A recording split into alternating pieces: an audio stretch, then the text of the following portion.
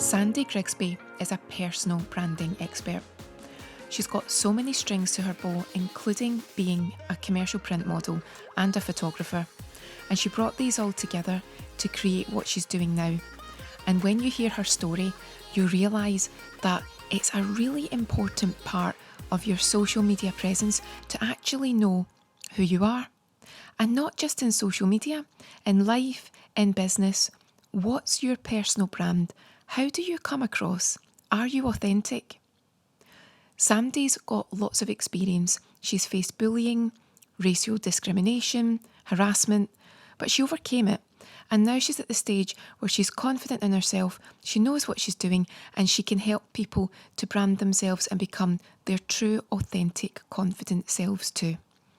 I found this chat really inspiring. I learned more than I thought I could about personal branding. I wasn't even 100% sure what it was at the beginning, but when Sandy talks to you about it, it makes complete sense. So Sandy, thank you so much for coming onto the podcast. It's lovely to speak to you. Thank you for having me. And reading about what you do, you have got so many strings to your bow. So could you tell us, first of all, some of your previous experiences? I'll just start off by saying one, a commercial print model is just one of the things that you did for other people. That's enough of a career, but not for yourself. You've got so many more things that you've done. Would you like to tell us some of your background? Sure. Well, I started out as a commercial print model when I was 18 years old. It was to pay my way through college. A friend had suggested it, and I was like, I don't know. And I went to the agent. This was in San Francisco, and they said yes. And I was floored because I didn't think I was attractive enough to do commercial print modeling at that time. But I figured, you know what? If I can make some money, pay my way through college, it's easy breezy, let's do it. And it ended up working out very well for me because in the San Francisco Bay Area at that time, I was what was called ethnically ambiguous. They couldn't figure out what my nationality was, and it worked. And I started working for, back then this was like the late 90s. So I worked for a lot of tech startup companies doing tech stuff. And I was working with some of the best photographers in San Francisco. So I was really paying attention to how they posed me, how they wanted me to look for the camera, how I should have done my hair, my makeup to be ready, things like that. And they did have makeup artists. So I also paid attention to what they were doing. And that kind of just sat in my mind, but I didn't think I was going to do anything with it.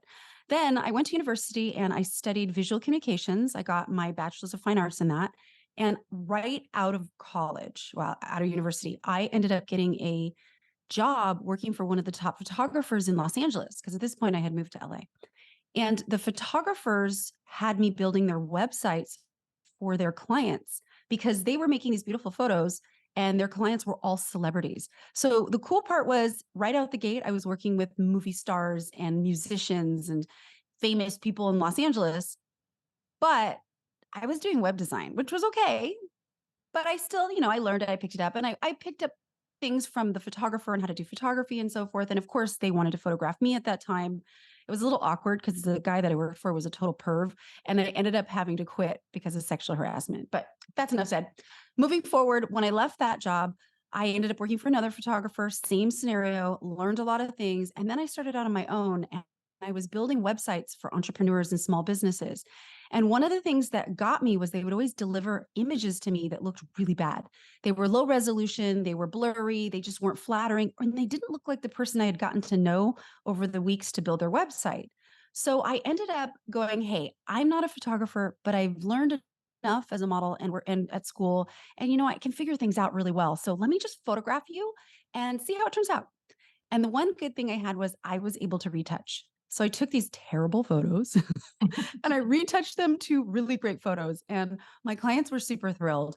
And then I realized that I started getting more and more photography work. And I eventually started phasing out of the web design.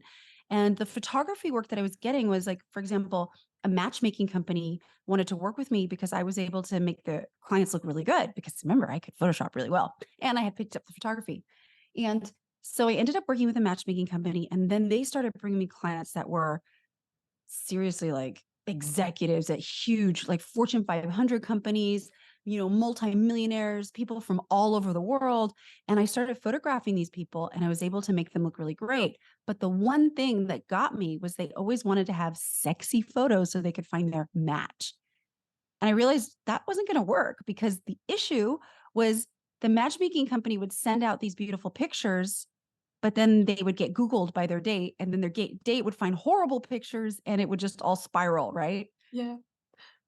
So what I did was I had to convince them to really brand themselves. And I took what I learned working for the photographers and the celebrities and I applied it to my executives and it worked. And Mhm. this was personal branding before personal branding was even a thing. It's funny because now when I look at, Tony Robbins, Brendon Burchard, all of the top people who were doing sales and marketing and, personal development stuff 5, 10 years ago, now they're all selling personal branding programs.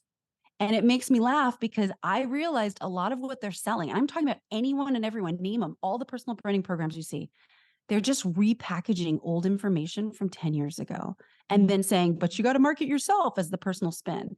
And they're omitting all of the other stuff. They're not even realizing how important it is for the visuals. And I had started doing that 15 years ago, 20 years ago, if you factor in when I started working with these photographers.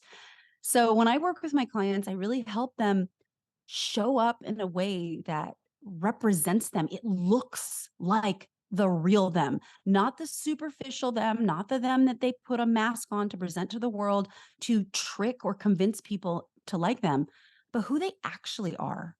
Because Elaine, when you see someone and you get to know them, you fall in love with the essence of them. What makes them quirky, funny, what they're, the thing that makes them intelligent and loving and whatever that is, you fall in love with that. You don't fall in love with the facade that they put out. So I try to help people really show that so that they can attract the best audience because yeah, some people are going to hate you, but the majority of people, you're going to be right for them and they're going to absolutely love you. So that's what I do now. I creative direct brands. I help my executives and other people really come across as who they really are so that people can fall deeper in love with them and want to work with them. And you really were ahead of the curve. But do you think that people find it difficult to show their authenticity when in actual fact that should be one of the easiest things to do? Do you think they really struggle with Yes, it? they, the majority of people struggle with it. I can tell you, I have worked with such successful, wealthy people that you would think this comes so easy for them. They must be so natural. And they fake it. Mhm. They feel so awkward and uncomfortable in front of the camera. Their voice changes when they get in front of the camera or even like on a podcast or radio. They transition into someone that's not them. So I help them work through that so they can actually show up as themselves. And it's really magical. Like, for example, one of my clients is Dave Asprey. You probably know him from the famous bulletproof coffee, the coffee where they're Yeah, putting the butter in it and the whole thing. Yeah, he's absolutely. he's actually the father of biohacking. He's the very first person who coined the phrase biohacking. If you look it up in the dictionary, it actually makes a connection to him and biohacking because he's the guy who started the movement. Mm. And he's been doing this since the 90s. He's Mhm. been talking about coffee, he's been talking about biohacking, he's been talking about health and wellness and all that stuff since the 90s. And so he naturally, organically has built up a following because he's been in it for so long. And if you do a Google search on him, all this stuff comes up. But what I realized when I started working with him was that some of it was really outdated because he's been in it for so long. And a lot of it just didn't represent the Dave that I had gotten to know. And I met Dave and I really I didn't really care for him. I was like, oh, okay. He's, another one of those biohacker guys. Like I didn't really know anything about it. I was like, yeah, whatever, coffee guy. And then when I met him in Dubai in person and I had a conversation with him and I realized he was so funny. I mean, like tripping over myself. I was just tripping over myself laughing because he was so funny. He had such a warm personality. He was so smart. There was something about him that was calming and peaceful and just lovely overall. And I fell in love with him as a person after judging him from his social media and from everything else I had seen. And I said to him, like, Dave, you're really awesome. And he's like, I am. Well, thank you. And he was just so gracious about it. And I go, your branding sucks. And he's like, okay, thanks. And then he openly allowed me to work with him. And together we're just launching his new brand and it is powerful. His new website's about to drop. We just did his new images. They're gorgeous. They fully embody who he really is as a warm, funny, charismatic, kind person.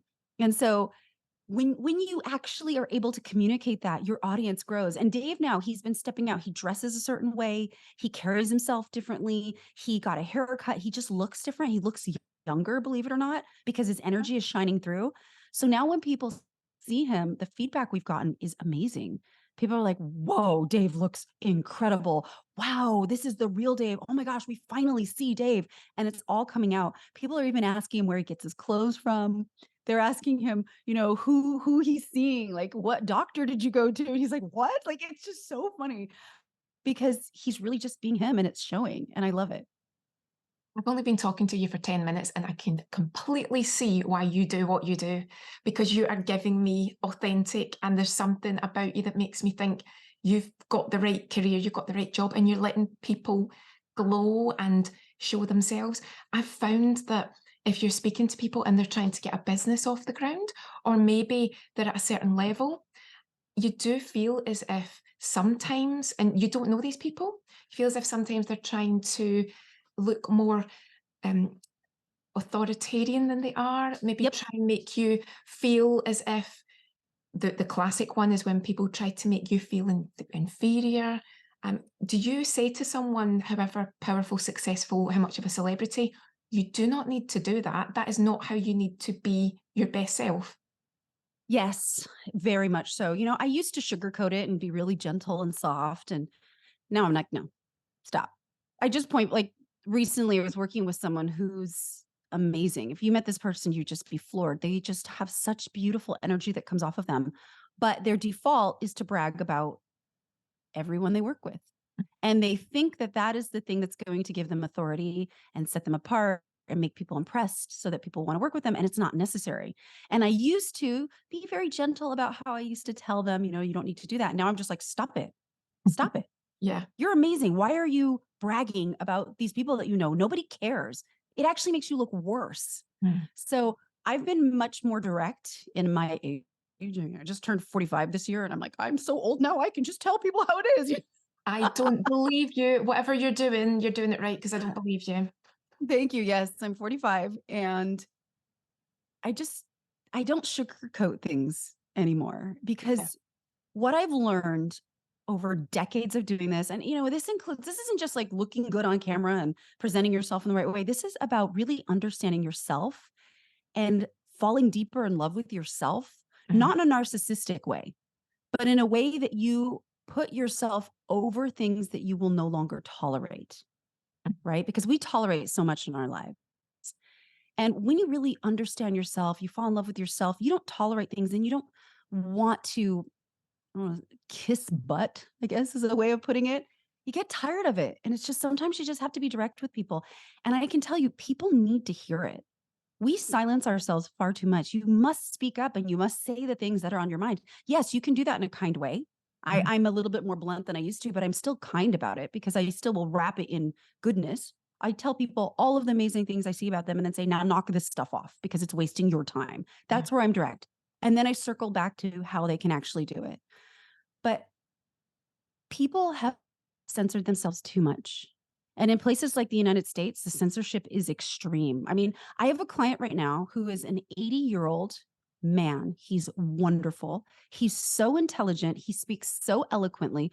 I mean, he uses words like elucidate and ultracrepidarian. And most people don't even know what those things mean. I They're like, don't. what?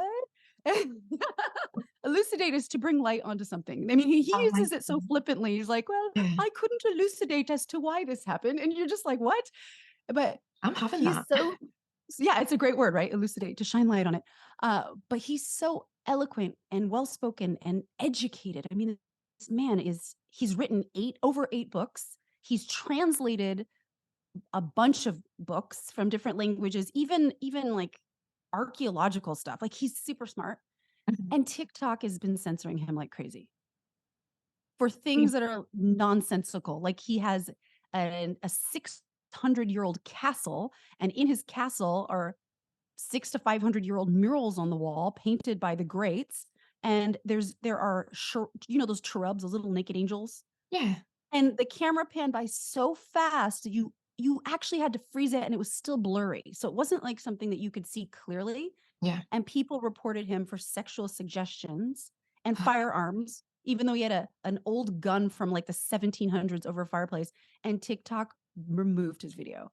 I mean, it's things like that. Like, luckily we got it back up, we got it reinstated. But the point is, like, the sensitivity is off the Mhm. charts. People can't even, this is a historian. This guy owns a Yeah. museum. Like, there's no sense for that to be censored. But And we've all gotten so sensitive that yeah. it's extreme now. And is that something, just what you're saying leads on to this? Do you have to say to some people, don't force your opinions and beliefs on other people if we are going to get the best of you? Constantly, Uh-huh. constantly. And that's the thing. One thing I've learned is we see so much about people pushing, I want to say, their agendas, and some of them are for good reasons and some of them are for bad reasons. It just depends on your perspective. But I believe that you shouldn't push anything on anyone, Mhm. whether it's your preference, your religion, whatever it is.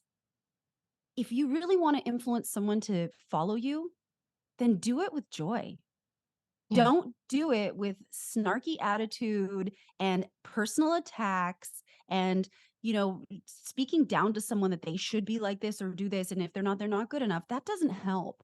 And there are too many trolls on the internet going and judging and commenting and leaving nasty remarks from stuff they actually have no clue about. I mean, they're truly ultra crepidarians. That's someone who talks about something that they think they know about, but they really know nothing. I So know. it's shocking to me when I see this happen. And then in personal branding, people are just censoring themselves because they're so afraid to be removed, banned, blocked, canceled, or just judged. Mhm. So they end up not saying what they really need to say. And the world is not a better place for it. Yeah. So I think we need to now start speaking out. And one of the big things that I mentioned earlier that I learned, I didn't finish saying, was that most people I find who are very passionate about a cause tend to lead with pain. They Mhm. lead with their pain. They don't lead with love. Mhm. And I can use this example in any given scenario. Name one, I can give you a perfect example. For example, veganism. Vegans lead with pain. Mhm. They lead with the pain of the animals as opposed to, and then they attack people for it, as opposed to leading with the love for animals and why they don't want to eat the animals, and really helping people understand that, or shifting what they don't like about the industry, right? They're trying to do it with anger and hate and malice and negativity and attacks, as opposed to, let's change this. Let's make it different. So, I mean, that's just one example. And I have nothing against vegans. I used to be one. No. Most of my friends are actually. But Mhm. I'm just giving you an example that you can apply it to Yeah. any situation and people lead with pain. Never thought of it that way before, but you're right. My mind starts thinking, and quite often than not, when I'm thinking of things that say, I've never thought of it that way before, but you're right. And that can't be the most constructive way to do things. Not anymore. No. I mean, think about any election. The people who are Mhm. for or against, their arguments are due to pain, Mhm. right? It's just when we stop leading with pain, then we really make differences. Then we really are able to shift people, because people are amazing. I mean, think of Yeah. the little things that people do on the daily, just smiling at someone who needs it. I've seen people walk up to people in the street who are crying and hug them and ask them if they need help. I mean, that it gives me chills just thinking about it. Yeah. You hear the stories of people rescuing animals and helping people. A little old lady drops her groceries and you go under the car and you pick it all up for her because she can't. I mean, there's so many wonderful things. Why do we need to always lead with the negative Mhm. and personally attack people, as opposed to leading with love and saying to someone, you're really beautiful today? Yeah. Or, if you actually do that in certain countries, you can get in trouble. I don't want to name names on which countries, but Yeah. my fiance went up to some woman in one country that we were in and said, "You have the most beautiful eyes." And I'm standing right behind him. Yeah. I'm with him. Uh-huh. And she smiles. And a gentleman in front of her reported him to the event that we were at and tried to have him removed because that was offensive. But again, judgment and pain as opposed to leading Yeah. with love. Well, honestly, I'm on board with that. here in the UK, I think we're tipping into a funny area too. So US, UK, I feel as if we need to get our act together before we go down that route because what Yeah. you're saying is making a lot of sense. And I made some notes again when I was reading about you. You're not just someone, as we now know, you're not just someone who thought, "Oh, I know what I'll do this." It's so coming from a place where you've earned the right to say, "I've been there, I've done this." The things that you've faced, the bullying, the discrimination, without Mhm. going into detail, do you believe that these things made you who you are? Some people can't move on from it. Maybe it's because we're a similar age group, but I feel as if nowadays a lot of people are in danger of being a victim of things that happened to them. Whereas Leading with pain. that's exactly what you said. Mhm. Maybe we are fortunate that we were born in the era where it still hurt and it still took a long time to process and get over things, but you do overcome things and it does become a badge of honor. And it's a cliche, but it does give you the tools to deal with it. Yes. You think that's not happening again. It's happened once, it won't happen twice. Would you say that these things actually made you the person that you are that's able to help others now? 100%. I wouldn't be myself without all of the things that I've gone through. And Mhm. I've gone through some really hard things. I'm not going to say it's harder than anyone else. I know people who've gone through really painful, horrific things. I haven't gone through painful, well, I have gone through painful, but not horrific in that level. But what I've gone through has allowed me to see the world from this perspective and make the choices that I've made and meet the people that I've met and fall in love with the people that I love and create the life that I have. And Mm, without it, I don't know. I ask myself that sometimes, if I had just stayed in that relationship that was so easy, but I was miserable, I would be in a good spot right now if I liked material things or, like I would just yeah, try to think I would this and I would that. But that doesn't make what I have today possible. So I'm grateful for all of the experiences, the good ones, the bad ones, and all the in-between ones, yeah, because our life experiences are what make us who we are.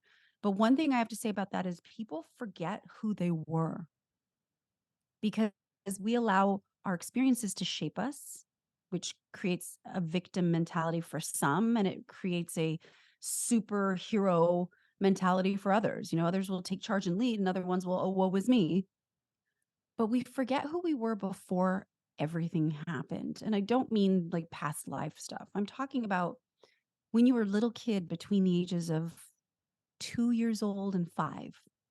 A little 5, 6-year old, 6-year old, I would say would be the oldest, but 6-year old, 5-year olds, they're so sweet and curious and fun. And they just live in this innocence that's amazing. They love animals and they love toys and things and laughing and playing and experiencing. You see when little kids get something, oh, and they get surprised. And then instead of crying, which you'd expect like an adult would, they go and they laugh because it's funny.